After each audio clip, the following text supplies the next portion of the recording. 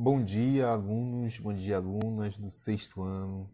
Estamos aí para mais uma modalidade, né, de ensino, modalidade de aprendermos novos assuntos, novas maneiras, uma maneira também de estarmos juntos. Eu me chamo Chico, para alguns alunos carinhosamente de Chico Chicote, sou professor de português e nós daremos prosseguimento aí ao nosso conteúdo, tá bom? É, é o seguinte, felizmente a gente tem um prazo considerável longo, espero que vocês não morram de tédio aí, mas eu prometo me esforçar para que seja tudo mais tranquilo e acessível possível, tá? Então olha só, qual será o nosso assunto de hoje, tá? O nosso assunto vai ser se o texto funcionar aqui, ai meu Deus, texto, tá? Eu sei que isso não é novidade para vocês, tá? Nenhuma novidade para vocês. Eu já falei muito, já falei horrores sobre isso. Mas afinal, o que seria texto, né? Então olha só, gente. Essa aula, ela está sendo oferecida pelo Centro Educacional Edificar, tá? Escola que vocês estudam. E nós vamos ver o que é texto, que não é tão simples assim, não é só esse emaranhado de letrinhas que muitas vezes a gente encontra na nossa frente, tá? Então, se você pegar o livro de vocês, lá na página 63, você vai encontrar um tópico chamado análise linguística, tá? O texto. E aparece essa frase aí, né? Esse texto aí, olha aí o texto. Então vamos ler rapidinho. No primeiro momento a gente vai ver o que o livro nos tem a falar, tá? E depois a gente vai aí para algumas considerações que eu trouxe para vocês, tá? Vamos ler o texto. Como você provavelmente já se deu conta, de acordo com o que vimos estudando até agora, em linguagem tudo é interação.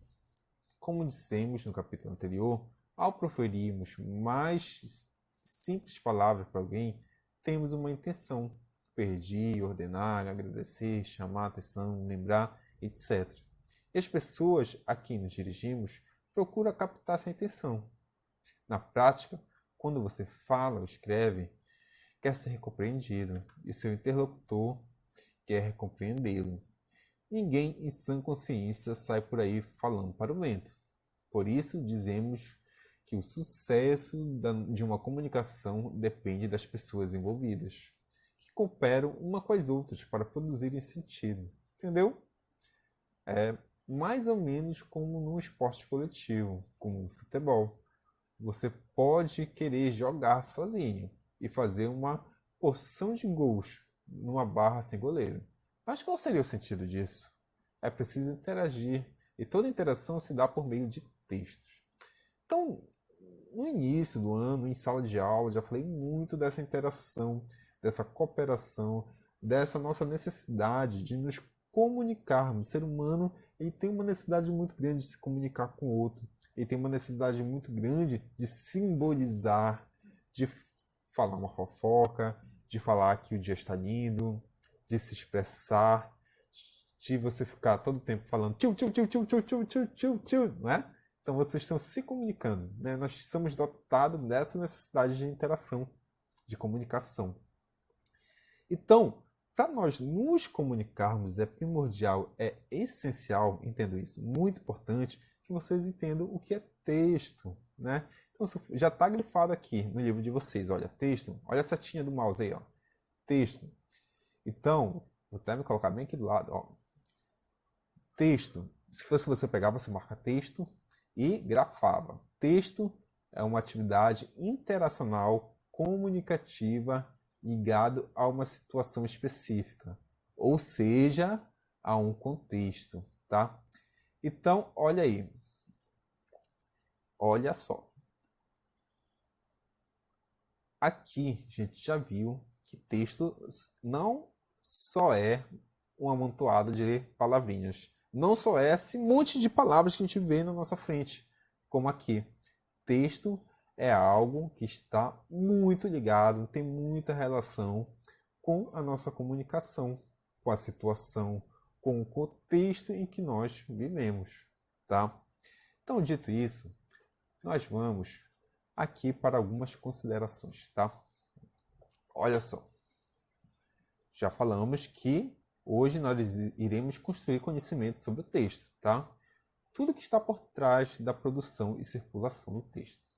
Então, olha só, veja aqui no meio texto, tá? Existe o registro informal, existe o registro formal, tá? Diferentes condições do contexto social de sua produção e circulação. Então, veja só, então o texto ele depende de diferentes condições do contexto. Eu já falei isso muito em sala de aula, tá? Falei que quando você vai comprar, por exemplo, um cheiro verde lá na feira para sua mãe, o seu ato de comunicação, né, a sua fala lá com o feirante, não vai ser igual quando você vai falar comigo lá na escola.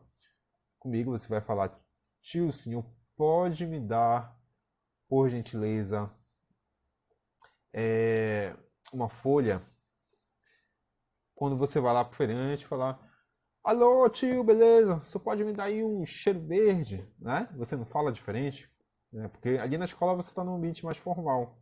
Então exige uma comunicação mais formal. Já com o feirante, né, ali você pode falar de uma maneira mais, digamos, relaxada, uma maneira mais coloquial, uma maneira mais ali que não segue as normas gramaticais. Então é importante ter essa questão do formal. O que é formal, né? Que dependendo do contexto você vai usar, vai mudar a sua linguagem, vai mudar o texto, tá? Então eu já falei muito de formal e informal, tá? O que é formal, o que é informal. Mas vamos lá, vamos seguir essa linha de raciocínio. O que é um texto?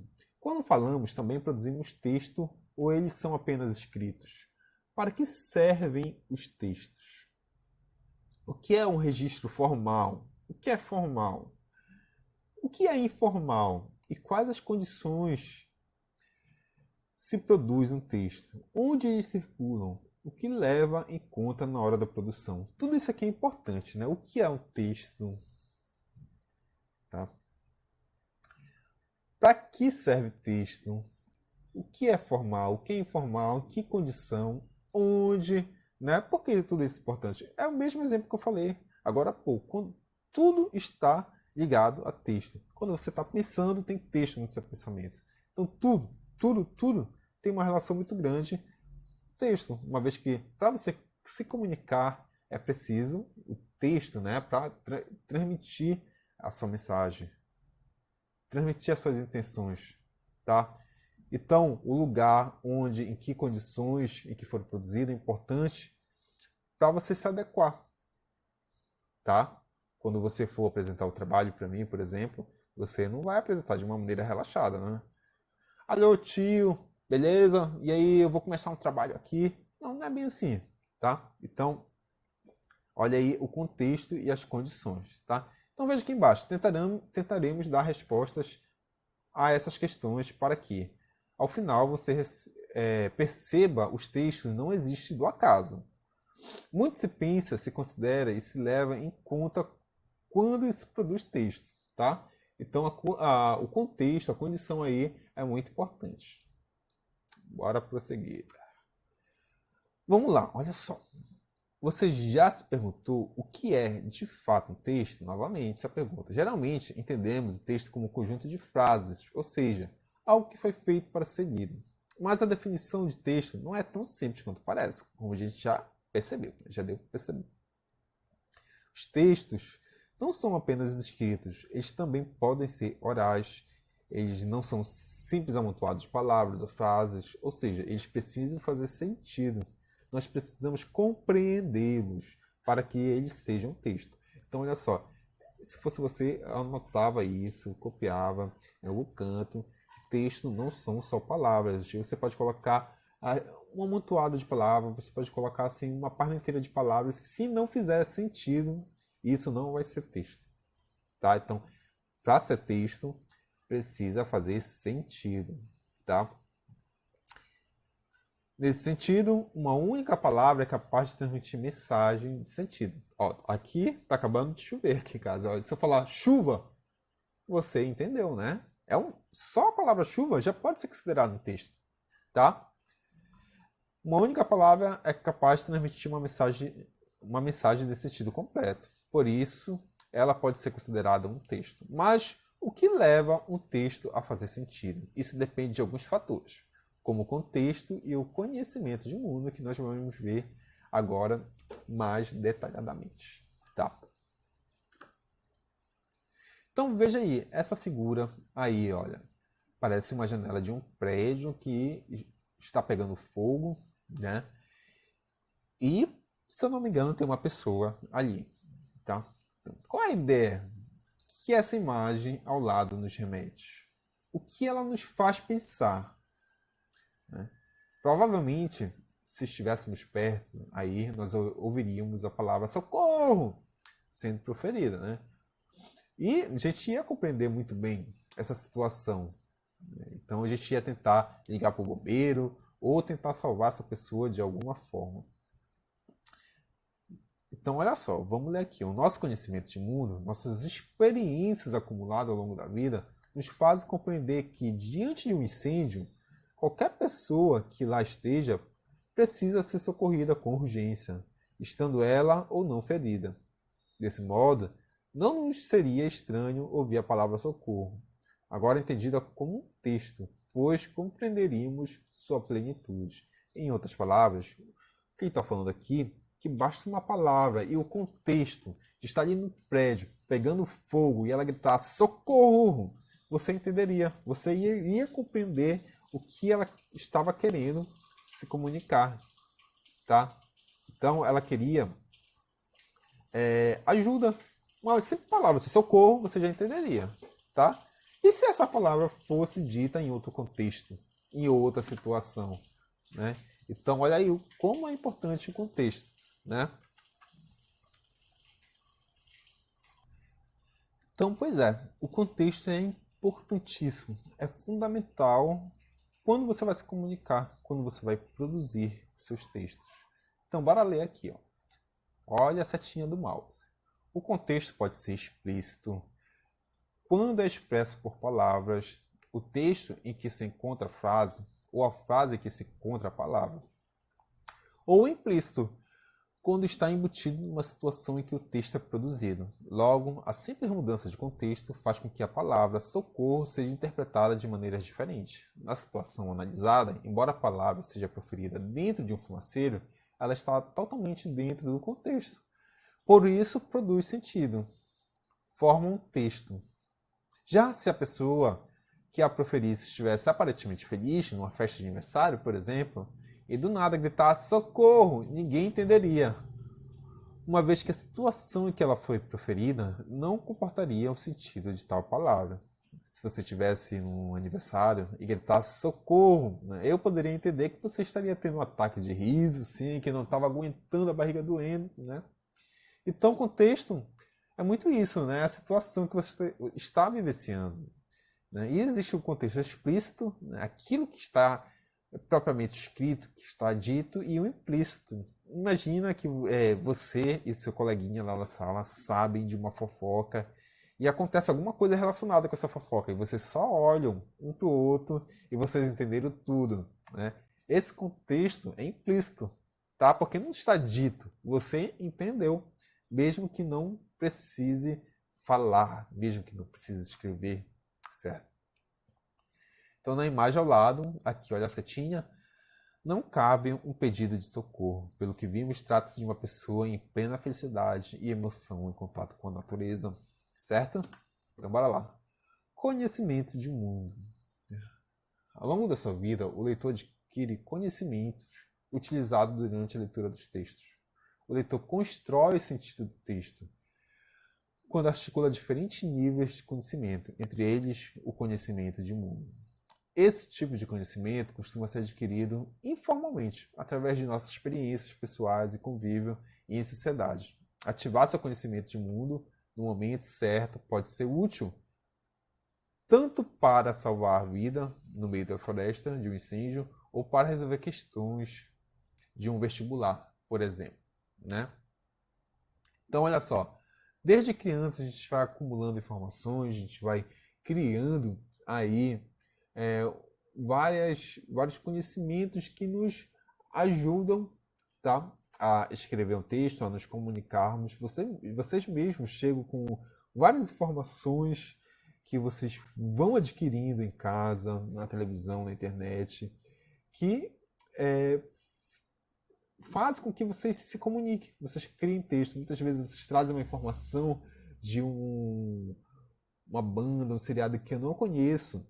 Pelo fato de eu não conhecer, não é capaz de eu, né, me comunicar com vocês, porque eu não tenho esse conhecimento de mundo, não é? Então, olha aí. A capacidade de se adequar ao discurso às situações concretas representa uma das características essenciais da competência comunicativa de qualquer falante. Daí resultam os conceitos de linguagem formal e informal, tá? Então, o contexto, tá? Seu conhecimento de mundo vai aí ajudar você a ter uma linguagem formal ou informal. Depende muito, tá? Então, na linguagem formal, presta atenção, olha aqui. Na linguagem formal,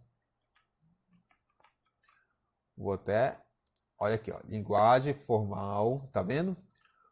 O registro formalmente utilizado é o registro cuidado, em que são exemplos de situações formais e que estão associados à realização de conferências, de discurso político, etc. Perdão. Trata-se de uma linguagem que pode caracterizar-se pelo rigor sintático, tá? Ou seja, pela gramática, pela riqueza do vocábulo, tá?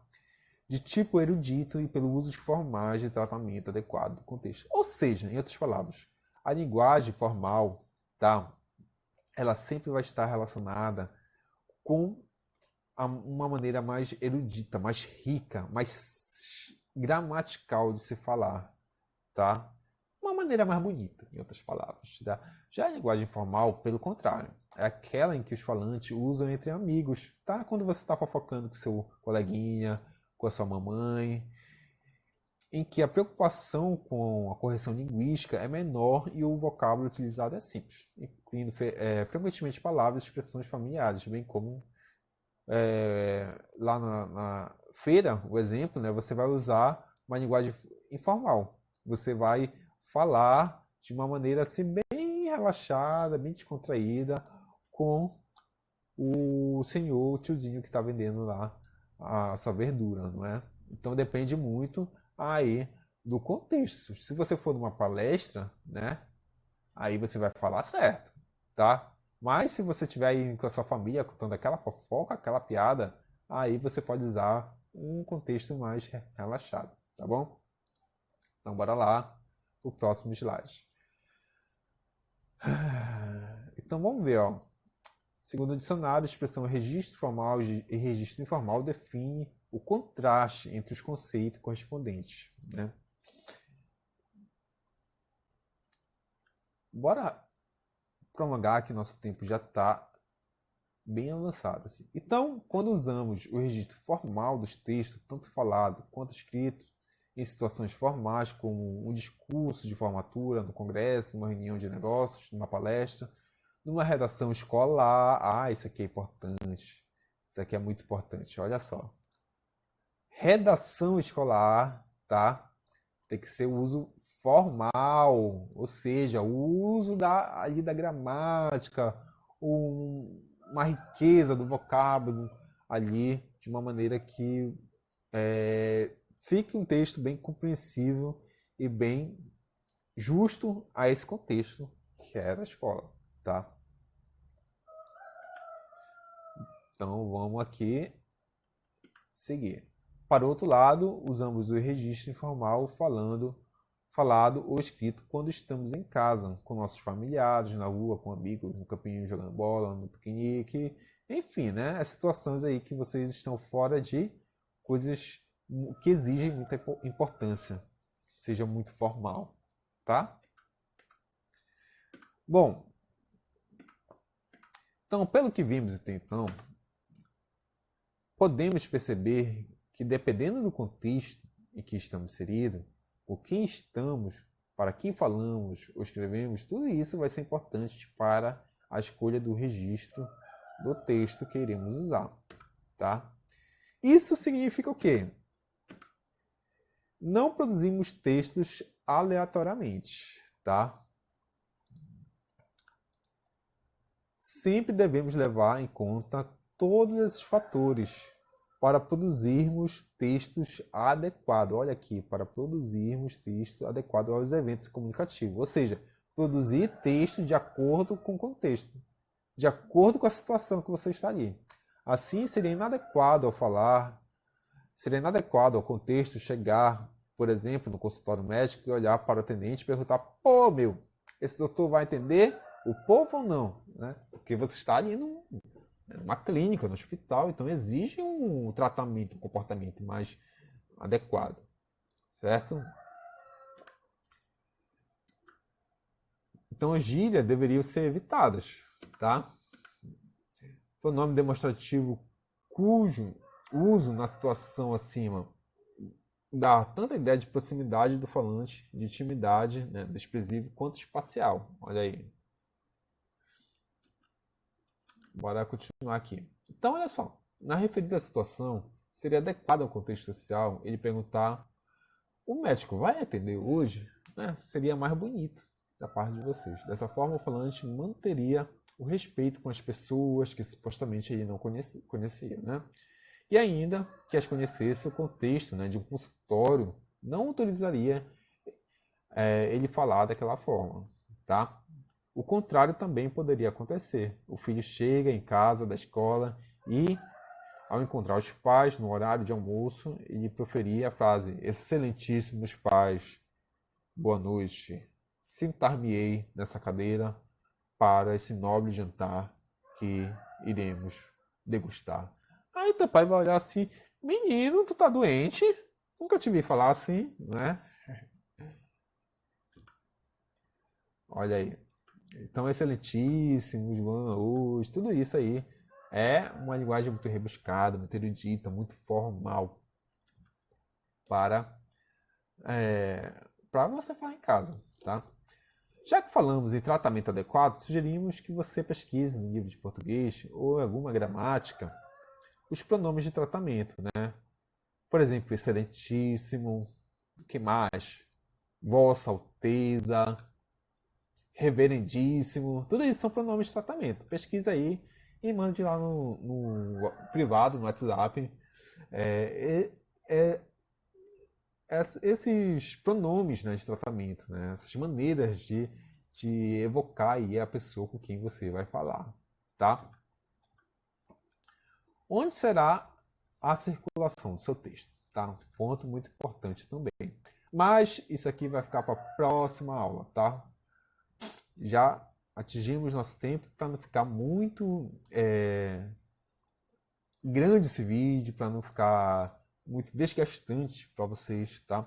Então, nós daremos prosseguimento na nossa próxima aula, tá? Muito obrigado pela companhia.